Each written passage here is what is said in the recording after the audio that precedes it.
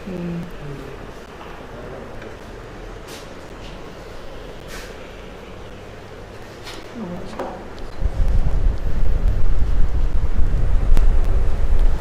ये वॉइस ये चेक करो उधर से।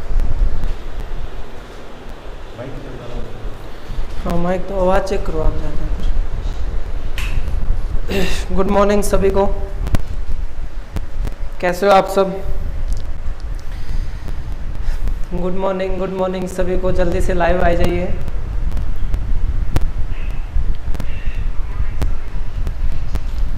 आज अपने आधुनिक भारत के इतिहास में 1857 की क्रांति वाला जो पार्ट था उसको शुरू करेंगे। पिछले 2 क्लासों में हम लोगों ने 1857 की क्रांति क्यों हुई थी उस कारण को जाना था। इसके अलावा आज जो पॉलिटिकल रीजन है, इसके इकोनॉमी रीजन है, सोशल रीजन है, मिलिट्री रीजन है, उनके बारे में हम लोग चर्चा करेंगे।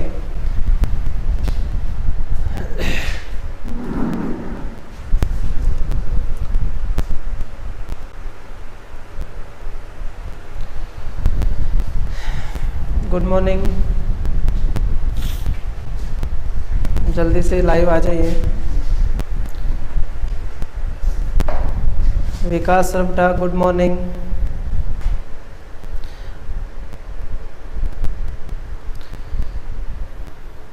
कमेंट बॉक्स में सभी बताएं आवाज़ आ रही है सभी को? आवाज़ के बारे में बता दीजिएगा, कोई प्रॉब्लम हो तो बताइए सभी। आवाज़ आ रही है सभी को?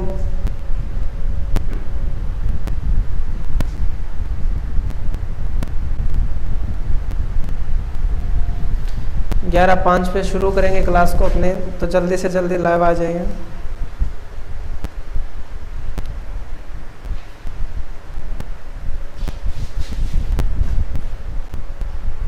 स्टेटस दिया था क्या? चलाने दो, कोई बात नहीं। इसकी तो कोई वॉल्यूम प्रॉब्लम नहीं है।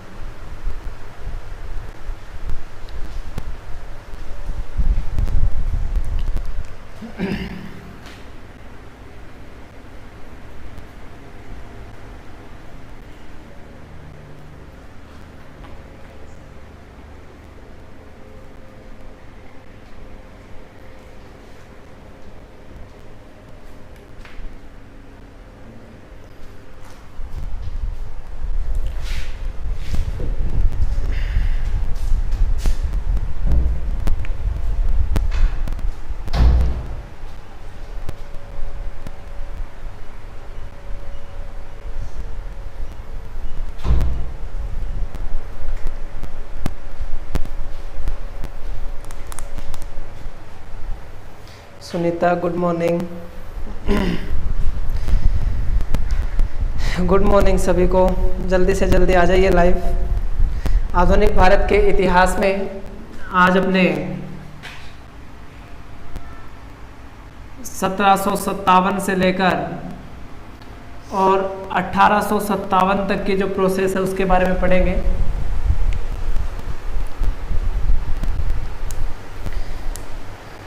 पूजा सरवटा वेरी गुड मॉर्निंग। जल्दी से जल्दी लाइव आइए, क्लास का टाइम हो रहा है, 5 मिनट हो गए, शुरू करने वाले हैं क्लास को अभी।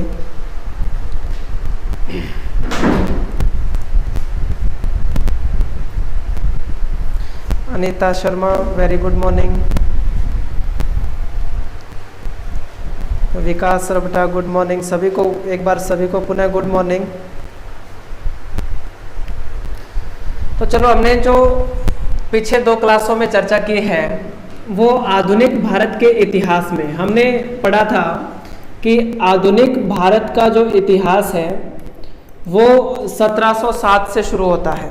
आधुनिक भारत का इतिहास 1707 से शुरू होता है, लेकिन अपने इसको पढ़ते आए हैं 1492 से लेकर, और 1492 से लेकर कल हमने 1764 का जो बक्सर का युद्ध था, वैसे बक्सर और वैसे बिहार, तो बिहार में जो ये बक्सर का युद्ध हुआ था, यहाँ तक हम लोगों ने पढ़ा था कि अंग्रेजों ने अपनी वास्तविक सत्ता की जो स्थापना है वो 1764 में बक्सर युद्ध में कर ली थी।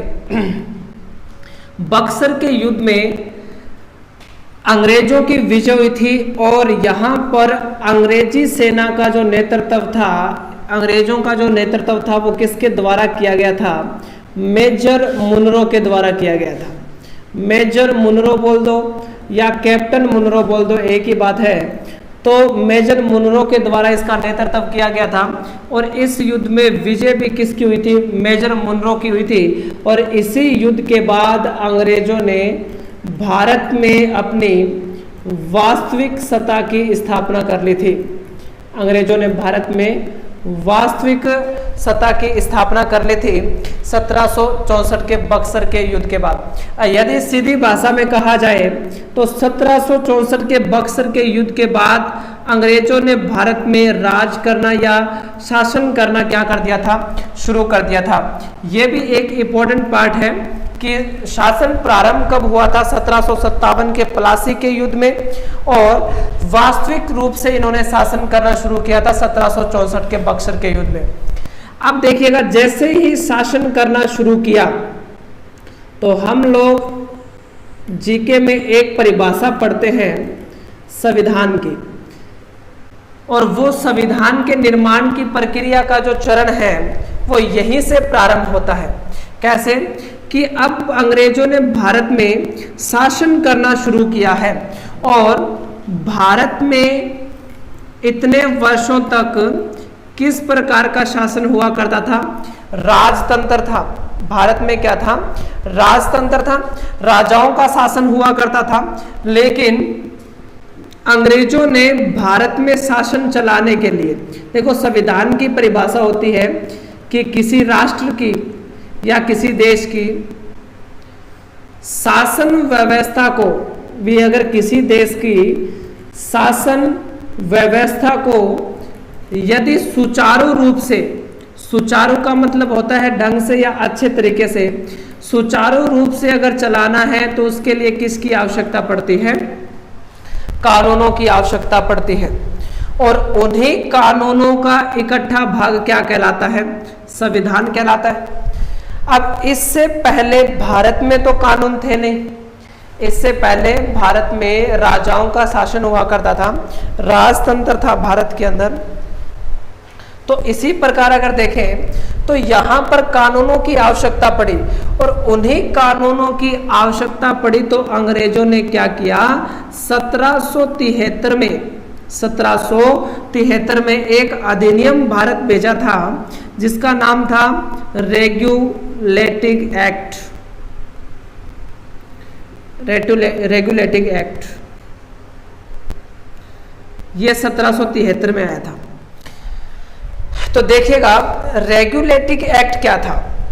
अपने आज 1774 से और या 1757 की चर्चा तो हम लोग कर चुके हैं। तो 1764 से बक्सर के युद्ध से लेकर और 1857 तक का जो टाइम है उसके बारे में चर्चा हम लोग करने वाले हैं। तो देखिएगा, सबसे पहले अपने चर्चा करते हैं 1773 का जो रेगुलेटिंग एक्ट है। रेगुलेट का मतलब होता है कंट्रोल करना या नियंत्रण करना। रेगुलेट का मतलब क्या होता है? कंट्रोल या नियंत्रण करना। एक अपने शब्द लेते हैं रेगुलेटर, जो कि अपने गैस के ऊपर उसको कंट्रोल करने का काम करता है। तो उसी रेगुलेट से बना है रेगुलेटिंग। तो वो भी क्या करता है? गैस को कंट्रोल करता है, नियंत्रित करता है। तो रेगुलेटिंग एक्ट का मतलब था कि रेगुलेटिंग एक्ट का मतलब क्या था कि यहाँ पर जितने भी ईस्ट इंडिया कंपनी के जो कर्मचारी थे, जितने भी ईस्ट इंडिया कंपनी के कर्मचारी थे, उनको कंट्रोल करने के लिए क्या था? ये भारत आया था। Sandeep Kadwa good morning, Rajendra Singh Nehra good morning, सभी को गुड मॉर्निंग। नेक्स्ट आगे अपने पढ़ते हैं। तो देखिएगा, अभी जो अधिनियम आए थे उनके बारे में अगर हम चर्चा करें तो देखिएगा, सबसे पहला जो इनका अधिनियम आया वो 1773 में आया था। सबसे पहला जो अधिनियम आया था अंग्रेजों का, वो सबसे पहले कब आया? 1773 में आया था। और ये 1773 में आया तो इसके अंतर्गत दो मुख्य डिसीजन लिए गए। एक तो 1774 के अंदर कलकत्ता में फोर्ट विलियम कॉलेज की स्थापना कर दी गई थी, और अगला इंपॉर्टेंट है कि कलकत्ता में सुप्रीम कोर्ट की स्थापना कर दी गई थी। 1773 के रेगुलेटिंग एक्ट के तहत ही 1774 में कलकत्ता, जो कि 1911 तक भारत की राजधानी थी, 1774 में कलकत्ता में सुप्रीम कोर्ट की, सर्वोच्च न्यायालय की स्थापना की गई थी। लेकिन दैट इज नॉट सुप्रीम, ये सर्वोच्च नहीं था। इसका अगर अपने अर्थ पढ़े सुप्रीम कोर्ट, तो अर्थ तो इसका है कि ये भारत का सर्वोच्च न्यायालय है, लेकिन यह सर्वोच्च नहीं था। क्यों नहीं था? कि जो कलकत्ता के इस सुप्रीम कोर्ट में डिसीजन लिए जाते थे उनके विरुद्ध, मतलब इसमें जो भी फैसला आता था तो उसके विरुद्ध एक अपील की जा सकती थी ब्रिटेन की प्रीवी काउंसिल में। ब्रिटेन की जो प्रीवी काउंसिल होती थी, मतलब सम्राट की जो सभा होती थी ब्रिटेन में, वहां पर अपील की जा सकती थी। तो इसका मतलब ये सुप्रीम नहीं था। अब देखो यहां पर एक और डिसीजन होगा कि 1773 के रेगुलेटिंग एक्ट के तहत ही 1774 में बंगाल का जो गवर्नर होता था, बंगाल का जो गवर्नर होता था उसका पद चेंज कर दिया गया, और उसका 1774 में नाम रखा गया बंगाल का गवर्नर जनरल। बंगाल का गवर्नर जनरल, ठीक है ना। तो उसका नाम क्या रख दिया गया था? गुरविंदर, हेलो सभी, कैसे हो भाई? गुड मॉर्निंग सभी को एक बार पुनः। जल्दी से जल्दी, लेट हो रहे हो, टॉपिक निकलता जा रहा है, तो सभी जल्दी लाइव आ जाए करो। 11 बजे क्लास का टाइम बोला हुआ है सभी को। गुरविंदर जी 11:15 हो रहे हैं। चलो देखिए आगे। तो बंगाल का गवर्नर जनरल किया गया, लेकिन ये जो पद था ना, इसमें भी काफ़ी चेंजेज आए थे, ठीक है। इसमें काफ़ी चेंजेज कैसे आए थे कि देखो, सबसे पहले यदि मैं 1757 के आसपास की बात करूं तो एक सीधा पद हुआ करता था, और उस पद का नाम था सीधा क्या? गवर्नर। और यदि मैं इस गवर्नर की बात करूं सबसे प्रथम की, तो इनका नाम था रॉबर्ट क्लाइव। पहला जो गवर्नर था उसका नाम क्या था? Robert Clive. अब ये जो पद चला गवर्नर का, ये चला कब तक? 1774 तक। रॉबर्ट क्लाइव जो थे उनके बाद में ये जो गवर्नर का पद था ये 1774 तक चला, क्योंकि 1773 का जो रेगुलेटिंग एक्ट आया उसमें इस गवर्नर के पद को बदलकर और इसको कर दिया गया था बंगाल का गवर्नर जनरल।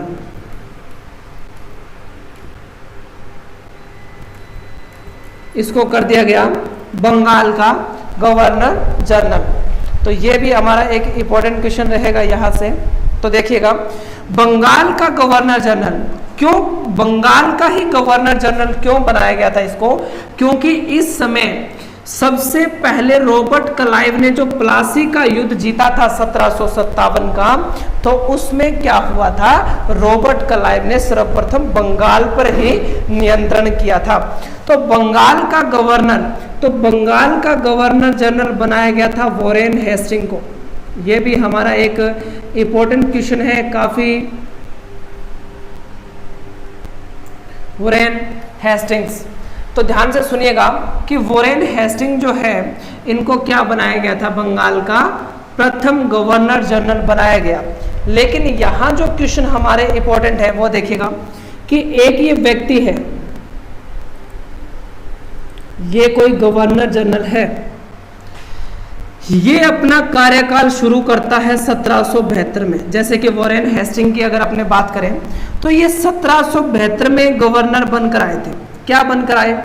गवर्नर बनकर आए, क्योंकि 72 में तो पद कौन सा चलता था? गवर्नर का ही। 74 में बनेंगे बंगाल के गवर्नर जनरल। तो ये 72 से लेकर और 1774 तक 72 से लेकर 1774 तक। तो इन्होंने कौन से पद पर कार्य किया था? इन्होंने कौन से पद पर कार्य किया? गवर्नर के पद पर कार्य किया। 72 से 74 तक इन्होंने कौन से पद पर कार्य किया? गवर्नर के पद पर कार्य किया। और फिर इन्होंने 74 के बाद कौन से पद पर कार्य किया था? इन्होंने कौन से पद पर कार्य किया? बंगाल के गवर्नर जनरल के पद पर इन्होंने क्या किया था? कार्य किया था 1774 से लेकर 1785 तक। ओके, यहां तक समझ में आया? तो क्वेश्चन क्या बनेगा इधर? आपसे पूछा जाए कि बंगाल के प्रथम गवर्नर कौन थे? तो पहला क्वेश्चन होगा बंगाल के प्रथम गवर्नर कौन थे? रॉबर्ट क्लाइव थे। पहला क्वेश्चन कंप्लीट हो गया। अब आपसे पूछा जाए कि बंगाल के अंतिम गवर्नर जनरल कौन थे? तो अब अंतिम भी यही होगा, क्योंकि 74 तक तो ये गवर्नर रहा है और बाद में इसी व्यक्ति एक ही है, वॉरेन हेस्टिंग्स। व्यक्ति एक ही है, हेस्टिंग्स व्यक्ति एक ही है, लेकिन क्या है कि उसी के पद चेंज किए जा रहे हैं। तो बंगाल का अंतिम गवर्नर कौन था? Warren Hasting. और बंगाल का प्रथम गवर्नर जनरल भी कौन था? वॉरेन हेस्टिंग था। दोबारा सुनिए कि 1773 का जो रेगुलेटिंग एक्ट आया था, वो उसमें दो प्रमुख अहम फैसले लिए गए थे कि 1774 के अंदर कलकत्ता में सुप्रीम कोर्ट की स्थापना की गई थी। Vishal Sarwata, very good morning. Continue class को लगाइए सभी। अच्छा पार्ट है, हर एक एग्जाम में इससे क्वेश्चन पूछे जाते हैं, इम्पोर्टेंट पार्ट है। और गवर्नर जनरलों की भी साथ साथ चर्चा कर रहे हैं। और इसमें 1492 से लेकर 1947 तक का जो हमारा पार्ट है आधुनिक भारत का, इसमें अपने हर एक इम्पोर्टेंट पार्ट की चर्चा हम साथ साथ में करेंगे। तो देखिए, इसमें दो फैसले कौन से थे कि 1774 में कलकत्ता में सुप्रीम कोर्ट की स्थापना की गई, दैट इज नॉट सुप्रीम, ये सर्वोच्च नहीं था। और क्यों नहीं था? क्योंकि इसके फैसले के विरुद्ध ब्रिटेन की प्रीवी काउंसिल में अपील की जा सकती थी। अब इसके बाद में 1774 में एक और डिसीजन लिया गया कि जो बंगाल का गवर्नर होगा उसे क्या बनाया जाएगा? बंगाल का गवर्नर जनरल बनाया जाएगा। तो इस पद में कैसे चेंजेस आते हैं? तो सबसे पहले अगर मैं गवर्नर की बात करूं रॉबर्ट क्लाइव की, तो रॉबर्ट क्लाइव जो है वो 2 बार रहे थे गवर्नर के पद पर। 1757 से 1760 तक इनका पहला कार्यकाल था। 1757 से 60 तक पहला कार्यकाल था और दूसरा 1765 से लेकर 1767 तक इनका दूसरा कार्यकाल था। और इन्हीं की अगर मैं साथ में आप लोगों को इम्पोर्टेंट फैक्ट बताऊं कि द्वैध शासन की जो शुरुआत हुई थी वो रॉबर्ट क्लाइव के ही समय हुई थी। ये भी हमारा एक इम्पोर्टेंट पार्ट है। द्वैध शासन की जो शुरुआत हुई थी या देश द्वैध व्यवस्था को लागू जब किया गया था वो रॉबर्ट क्लाइव के ही समय लागू किया गया था। तो प्रथम गवर्नर रॉबर्ट क्लाइव थे। ये गवर्नर का पद चला 1774 तक और 1774 में इस पद को क्या कर दिया गया? बंगाल का गवर्नर जनरल बना दिया गया। और प्रथम गवर्नर जनरल कौन बने थे? वॉरेन हेस्टिंग्स बने थे। कौन बने थे? वॉरेन हेस्टिंग्स बने थे।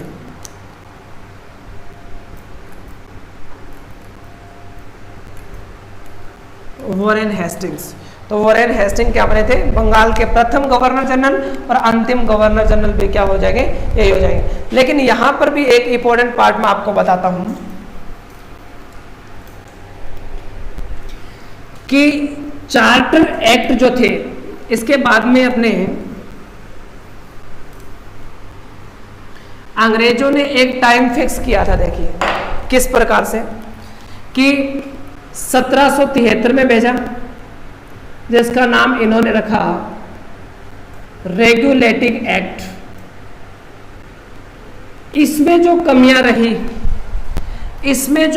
रही वो 1781 में इन्होंने भेजा सेटलमेंट एक्ट। इसमें जो कमियां रही, फिर 1784 में आता है पिट्स इंडिया एक्ट। 1784 में आता है कौन सा? पिट्स इंडिया एक्ट आता है। तो देखिएगा पिट्स इंडिया एक्ट, क्योंकि 1784 के आसपास ब्रिटेन के जो पीएम थे वो कौन थे? पिट्स थे। ओके, ये भी एक इंपॉर्टेंट पार्ट रहेगा कि पिट्स यहाँ के प्रधानमंत्री थे। लेकिन इनका टाइम फिक्स क्या था? रेगुलेटिंग एक्ट आने के बाद इन्होंने 20 वर्ष बाद, इन्होंने 20 वर्षों का समय निश्चित किया था कि एक अधिनियम भेजा जाएगा प्रत्येक 20 वर्षों के बाद, और उस 20 वर्षों के बाद आने वाले हर एक एक्ट को क्या कहा जाता था? चार्टर एक्ट के नाम से जाना जाता था। उसे किस नाम से जाना जाता था? चार्टर एक्ट के नाम से जाना जाता था। तो अब इसमें इंपॉर्टेंट बात क्या है कि चार्टर का मतलब क्या होता है? चार्टर का मतलब होता है कि एक अधिकार पत्र। चार्टर का मतलब होता है कि अधिकार पत्र। चार्टर का मतलब होता है अधिकार पत्र। तो चार्टर किस प्रकार से आए? 1773 में तो आया रेगुलेटिंग एक्ट, ठीक है। अब 20 वर्ष बाद आएगा, तो पहला कब आएगा? 1793 में आएगा पहला चार्टर एक्ट। कब आएगा? और टोटल ये देखो, चार्टर और इसका मतलब चार, तो टोटल कितने चार्टर एक्ट आए थे? 4 चार्टर एक्ट आए थे। पूछा जा सकता है आप लोगों से क्वेश्चन में, कौन सा अधिनियम कब आया था, मिलान कीजिए। इस प्रकार के भी क्वेश्चन आप लोगों से पूछे जा सकते हैं। तो देखिएगा 1773 में, और 20 वर्षों बाद कौन सा आएगा? 1793 में चार्टर एक्ट आएगा, और उसके बाद में 1813 का चार्टर एक्ट आएगा, और इसके बाद में 1833 का चार्टर एक्ट आएगा 20 सालों के बाद में, और फिर आएगा 1853 का चार्टर एक्ट। तो देखिएगा 1, 2, 3 और 4, तो टोटल कितने चार्टर एक्ट आए थे?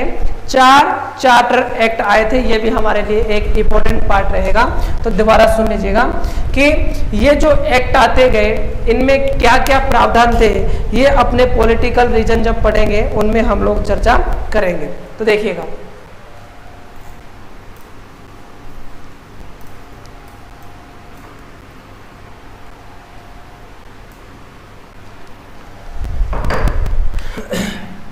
सबसे पहले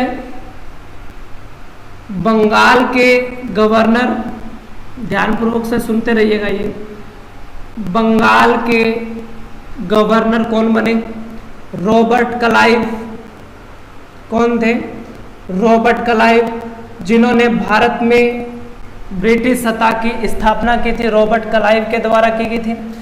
नेक्स्ट अगला इंपॉर्टेंट है कि बंगाल के प्रथम गवर्नर जनरल कौन बने थे? तो बंगाल के प्रथम गवर्नर जनरल बने थे Warren Hasting.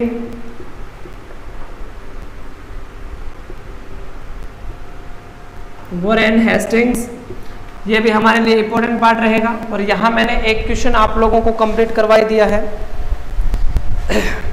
Mukesh ji good morning, कैसे हो सर?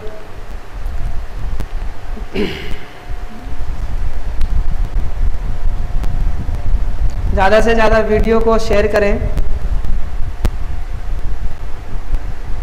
आवाज़ आ रही है सभी को?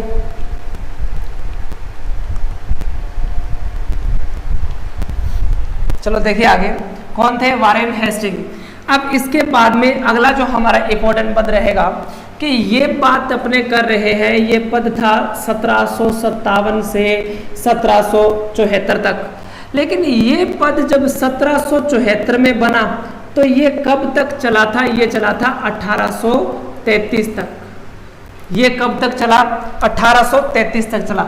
अब 1833 तक लगभग अंग्रेजों के नियंत्रण में पूरा भारत आ गया था। अंग्रेजों के नियंत्रण में पूरा भारत आ गया था। तो 1833 में इस बंगाल के गवर्नर जनरल को पूरे भारत की शक्तियां प्रदान की गई, तो इसे बना दिया गया भारत का गवर्नर जनरल। ये भी हमारा एक इंपॉर्टेंट क्वेश्चन रहेगा कि भारत का गवर्नर जनरल बना दिया। अब इस समय अगर चर्चा करें कि गवर्नर जनरल किसे बनाया होगा, तो उसी प्रकार से डायग्राम से अगर समझोगे तो इजीली आप लोगों के याद हो जाएगा कि ये कोई गवर्नर जनरल था, चाहे उसको बंगाल का मान लो, इनका नाम था लॉर्ड विलियम बेंटिंक। ये भी इंपॉर्टेंट क्वेश्चन है, Lord William Bentinck, Lord William Bentinck. यदि इनके काल की अगर अपने बात करें तो इनका जो काल था वो रहा था 1828 से लेकर और 1835 तक। 1828 से लेकर 1835 तक लॉर्ड विलियम बेंटिंक का काल था। तो मैंने अभी अभी कहा है कि 1833 में बंगाल के गवर्नर का पद बदलकर उसे क्या कर दिया गया, भारत का governor. Kinnu Hanumangarh, hello. Vikas Sarbata, thank you.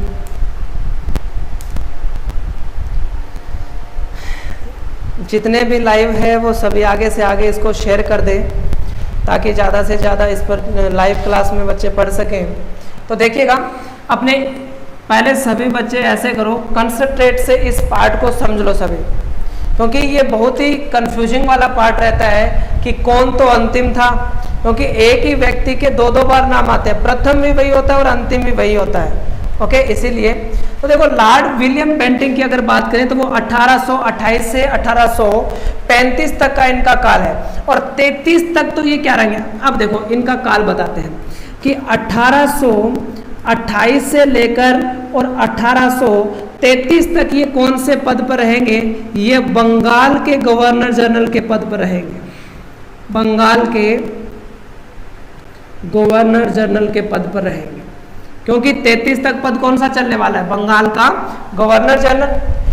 और इसके बाद में ये 33 से लेकर 35 तक, 1833 से लेकर 35 तक कौन से पद पर रहेंगे, ये भारत के गवर्नर जनरल के पद पर रहेंगे।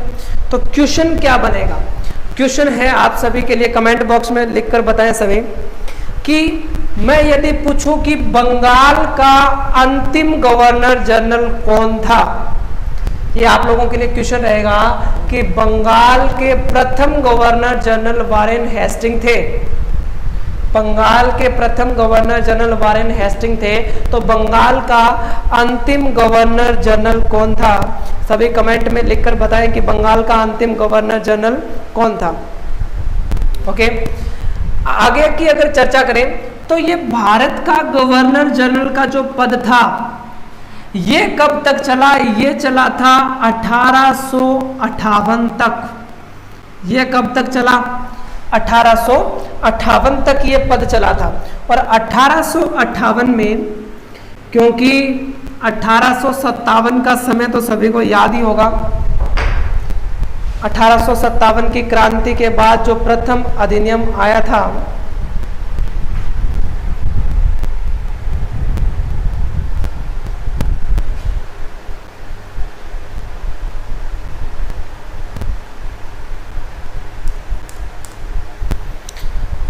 अनीता शर्मा, यहाँ जो क्वेश्चन पूछा गया है वो ये है कि बंगाल का अंतिम गवर्नर जनरल कौन था।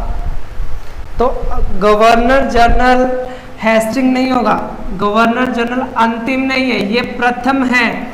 मैंने यहाँ लिख रखा है कि भारत का गवर्नर जनरल प्रथम कौन बनेगा, लॉर्ड विलियम बेंटिंक। और लॉर्ड विलियम बेंटिंक 1828 तक, 1833 तक, 1828 से 1833 तक कौन से पद पर रहा है, बंगाल के गवर्नर जनरल के पद पर ही रहा है। तो अंतिम गवर्नर जनरल होगा कौन, बंगाल का अंतिम गवर्नर जनरल कौन हो जाएगा, लॉर्ड विलियम बेंटिंक। विकास सर बेटा वेरी गुड, सही है ये लॉर्ड विलियम बेंटिंक।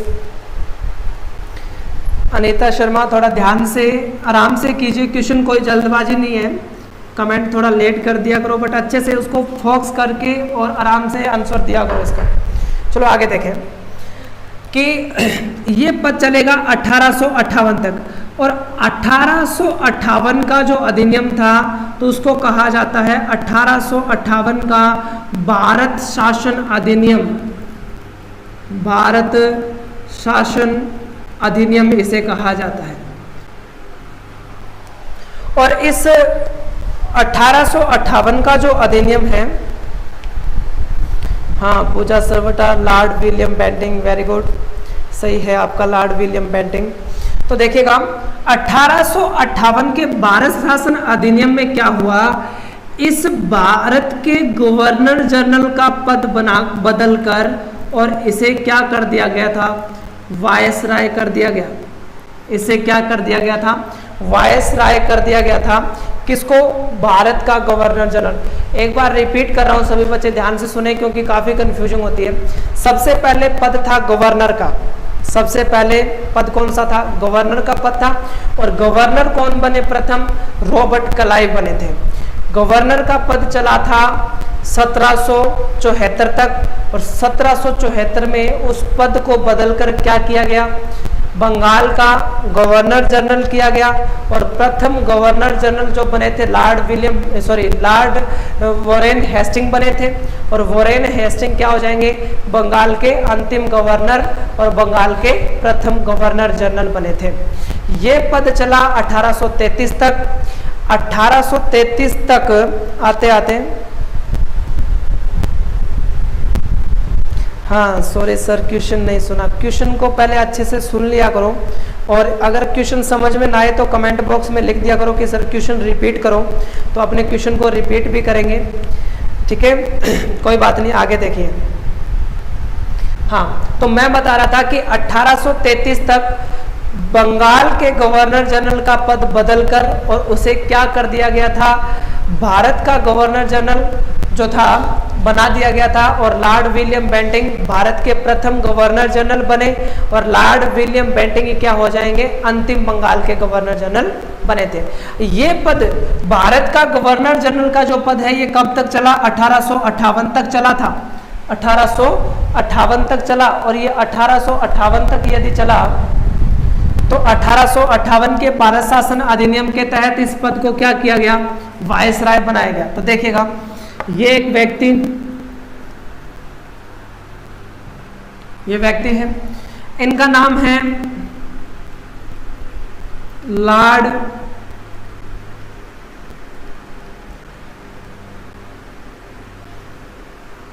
कैनिंग। इनका नाम क्या है, लॉर्ड कैनिंग। और लॉर्ड कैनिंग की अगर बात करें तो टोटल ये 1856 से लेकर और 62 तक रहे थे, 2 बार आता है इनका कार्यकाल भी।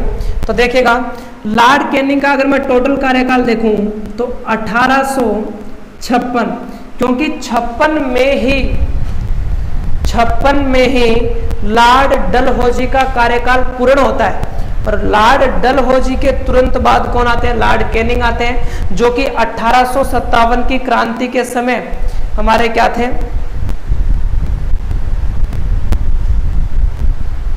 अनीता धेत्रवाल, अंकित धेत्रवाल, सॉरी क्या हुआ, आवाज नहीं आ रही क्या। चलो देखिए, लॉर्ड कैनिंग का अगर करें तो 62 तक करेंगे इनका कार्यकाल टोटल। तो 1857 की क्रांति के समय कौन थे, लॉर्ड कैनिंग। लेकिन देखें कि 1858 के अंदर किसी पद को बदला जाएगा, तो ये तो 56 से कार्यरत है।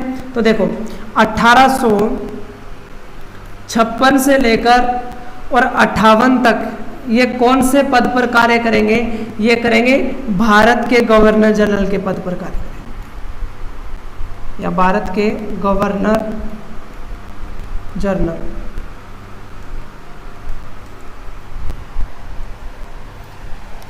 पर कार्य किया। अब इसके बाद में 1858 से लेकर और 62 तक ये कौन से पद पर कार्य करेंगे, वायसराय पद पर कार्य करेंगे। कौन से पद पर कार्य करेंगे, वायसराय पद पर ये कार्य करेंगे। तो देखिएगा, इंपॉर्टेंट पार्ट रहेगा हमारा इधर से कि पूछा जाए कि भारत के प्रथम वायसराय कौन थे, तो कौन हो जाएंगे, प्रथम वायसराय कौन बने हैं, लॉर्ड कैनिंग। पूछा जाए भारत के अंतिम गवर्नर जनरल कौन थे, तो भारत के अंतिम गवर्नर जनरल भी कौन थे, लॉर्ड कैनिंग थे। Pooja Sarwata, nice hand writing sir, thank you. Topic पर ध्यान दीजिए सभी। और कोई क्वेश्चन हो, कोई डाउट हो, वो पूछना हो तो कमेंट बॉक्स में लिखें। कोई चीज़ समझ में ना रही है, रिपीट करनी हो तो भी आप कमेंट बॉक्स में लिखें, उसको रिपीट भी कर दिया जाएगा, अच्छे से बताया जाएगा। तो देखिए ध्यान से, तो ये थी अपने गवर्नर जनरलों की कहानी 1858 की क्रांति तक। क्योंकि इसके बाद में जो अपने को चर्चा करनी है तो वो तो आगे चर्चा करेंगे कि ये 1947 तक जो ये पद था वो गवर्नर नहीं बल्कि वायसराय के रूप में चला था, लेकिन 1947 के अंदर इसको पुनः भारत का गवर्नर जनरल कर दिया गया था। और उस समय लॉर्ड माउंटबेटन जो थे वो स्वतंत्र भारत के प्रथम गवर्नर जनरल बने थे, और उसके बाद में स्वतंत्र भारत के प्रथम व अंतिम गवर्नर जनरल जो बने थे सी राजगोपालाचार्य, चक्रवर्ती राजगोपालाचार्य जो थे, और उसके बाद में इस पद को राष्ट्रपति के रूप में चेंज कर दिया गया था। तो देखिएगा अभी जो अपने चर्चा करनी है आज 1857 की क्रांति। सभी बच्चे मेन जो टॉपिक था वो अभी शुरू करेंगे। 1857 की क्रांति, यहाँ पर एक शब्द है क्रांति। जितने भी स्टूडेंट लाइव हैं वो फटाफट कमेंट बॉक्स में लिखें कि क्रांति का शाब्दिक अर्थ क्या होता है। जितने भी स्टूडेंट लाइव हैं वो सभी कमेंट बॉक्स में मुझे लिखकर बताएं कि क्रांति का शाब्दिक अर्थ क्या होता है।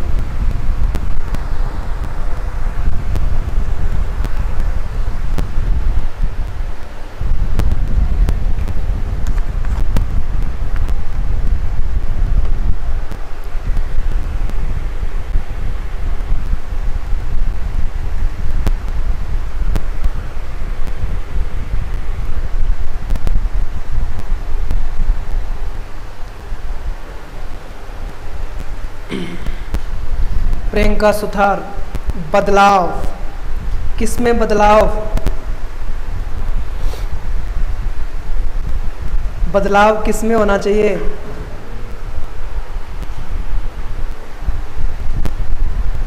लड़ने में बदलाव,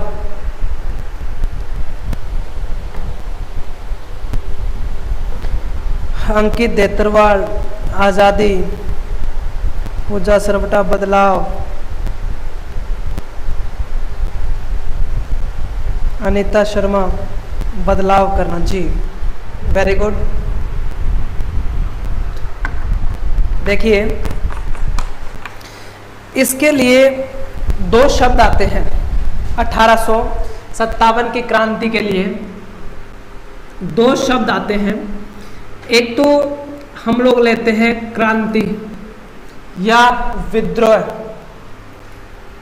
एक शब्द आता है क्रांति और दूसरा शब्द हम लोग पढ़ते हैं विद्रोह। क्रांति का मतलब किसी मूवमेंट से या राष्ट्रीय आंदोलन से नहीं होता।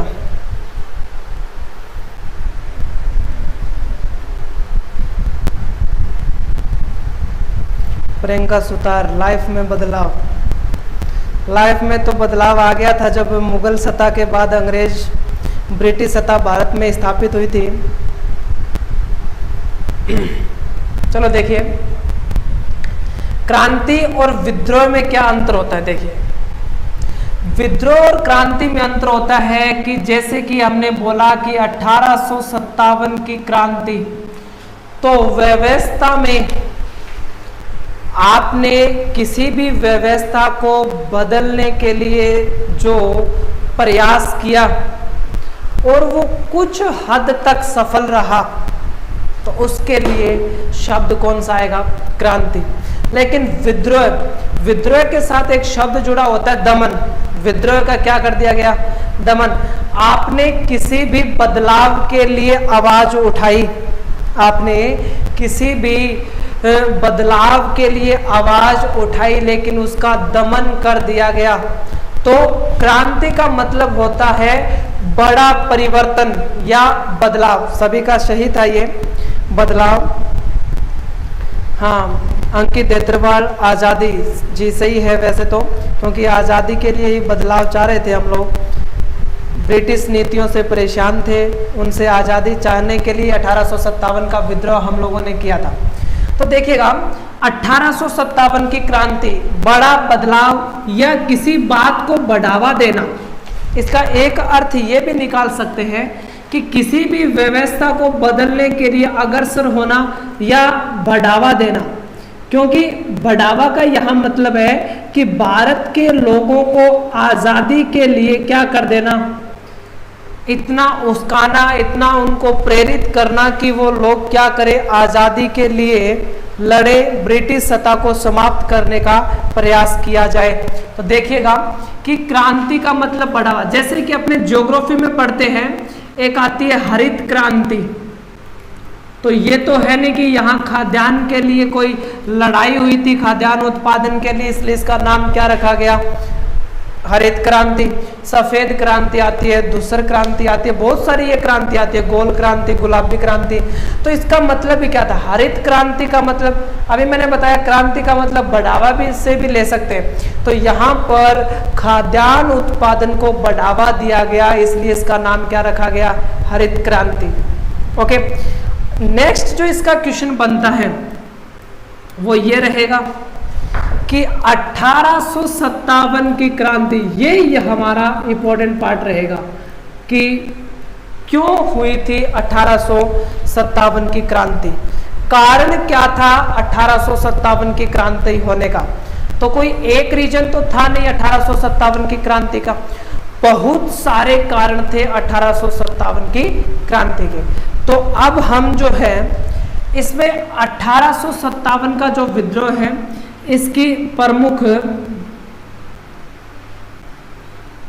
पुस्तकें कौन कौन सी हैं, इस पर इतिहासकारों का, लेखकों के विचार क्या क्या हैं, उनके बारे में हम लोग चर्चा करेंगे कि कौन कौन से इतिहासकारों ने क्या क्या 1857 के विद्रोह के बारे में कहा है। तो इसकी चर्चा हम लोग करते हैं। देखो, सबसे पहले पुस्तकों की अगर मैं चर्चा करूं तो सबसे पहली पुस्तक आती है the peasant and the Raj, the peasant and the Raj. और ये जो पुस्तक लिखी गई है, इसके राइटर थे एरिक एटम्स। क्योंकि बुक्स याद इसलिए रखनी है, जैसे कि 2018 के अंदर आरएस का जो पेपर हुआ था, उसमें अशोक मेहता की जो बुक है 1857 से रिलेटिव, द ग्रेट रिबेलियन या 1857 ए द ग्रेट रिबेलियन, जो उनकी किताब है, उसका क्वेश्चन भी पूछा जा चुका है इसमें आरएस की परीक्षा में। तो आपसे क्वेश्चन क्या आएगा, देखो, एक साइड तो नाम लिखा हुआ आएगा पुस्तक का, क्वेश्चन का आजकल प्रारूप क्या रहेगा, और एक साइड उसका नाम आएगा लेखक का। ठीक है, जैसे अभी हमने जो चर्चा की है the peasant and the Raj, और यहां लिख दिया गया अशोक मेहता, दूसरा लिख दिया गया द ग्रेट रिबेलियन, और यहां लिख दिया गया एरिक एटम्स, और यहां लिखा गया 1857, और यहां लिख दिया गया कोई भी नाम, V D Savarkar, S N Sen, और यहां लिख दिया गया first war of Indian independence. इस प्रकार से आपको ऑप्शन मिलेंगे, इधर लगा देंगे ए बी सी और डी, इधर 1 2 3 4 जैसे भी लगाए, मिलान कीजिए कि निम्न में से कौन सी पुस्तक किस लेखक की है। तो अब ये क्वेश्चन हम तभी अटेम्प्ट कर पाएंगे जब हमको इसमें से 3 राइटरों का पता होगा। जैसे यहाँ ऊपर लिखा हुआ है कि द पिजेसट एंड द राज किसकी है, एरिक एटम्स की है, द ग्रेट रिबेलियन किसकी है, अशोक मेहता की है, 1857 एस.एन. सेन की है, जिनका पूरा नाम है सुरेंद्र नाथ सेन। और first war of Indian independence किसकी बुक है? वी.डी. सावरकर की, जिनका नाम है पूरा विनायक दामोदर सावरकर। तो वर्तमान में जो 1857 की क्रांति को लेकर जिस प्रकार के क्वेश्चन पूछे जाते हैं, तो वो इनके बुक्स को और लेखकों को भी अपने को क्या रखना पड़ेगा? मद्देनजर रखना पड़ेगा। इस प्रकार के जो क्वेश्चन है वो राजस्थान पुलिस सब इंस्पेक्टर और रीट में तो मुख्यतः राष्ट्रीय आंदोलन का जो पार्ट दिया गया है, तो उसमें तो इम्पोर्टेंट रहेगी हमारी ये बुक्स, जितने भी क्वेश्चन यहाँ से पूछे जाएंगे। इसी क्लास को अच्छे से आप रिपीट भी देख सकते हो। नेहरा स्टडी हब जो यूट्यूब चैनल है, उस पर आपको ये किसी वजह से आप लेट हो जाते हो, एनी रीजन्स, अगर आप लेट हो जाते हो या आपको बीच में क्लास में कोई काम हो जाता है या कोई चीज़ समझ में नहीं आई, तो नेहरा स्टडी हब यूट्यूब जो चैनल है उस पर अपलोड मिलेगी। आप कितनी भी बार इसको दोबारा रिपीट में इस क्लास को देख सकते हो। तो ज़रा देखिएगा आगे। सबसे पहली बुक्स जो है वो है the peasant and the Raj. Second अगर पुस्तक की अपने बात करें तो सेकंड पुस्तक का नाम है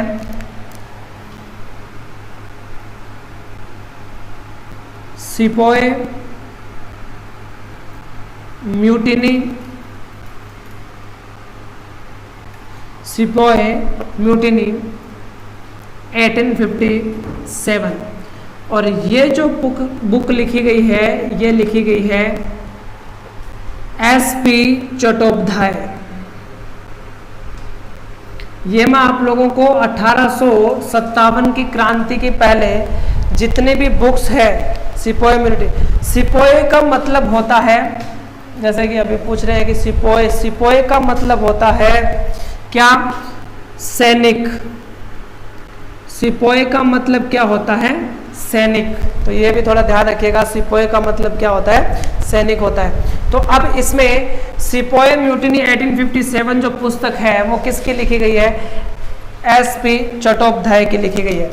अगली जो पुस्तक हमारी रहेगी ये मोस्ट इंपॉर्टेंट है, फर्स्ट वार ऑफ इंडियन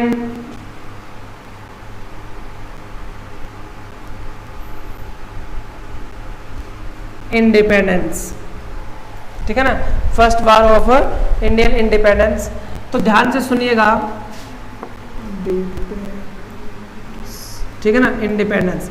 ये लिखी गई है वी.डी.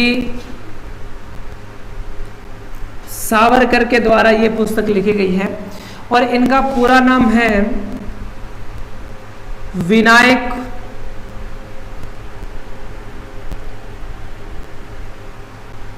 दामोदर।